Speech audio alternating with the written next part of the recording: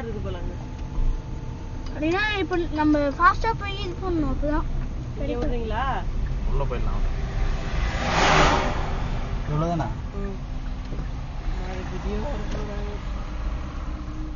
இது பார்க்கிங்ல இது டிக்கெட் எடுக்கிறது அங்கதான் மேல. பார்க்கிங் போட்டுருக்குங்க. காலைல இருந்து பொண்ணு தான் பாக்குறேன். காலைல இருந்து போட்டு பார்க்கிங் எங்க டிக்கெட் எடுக்கிறது? அங்கதான். மறந்துட்டேன். எல்லாம் அங்கதான், இங்க கிடையாது.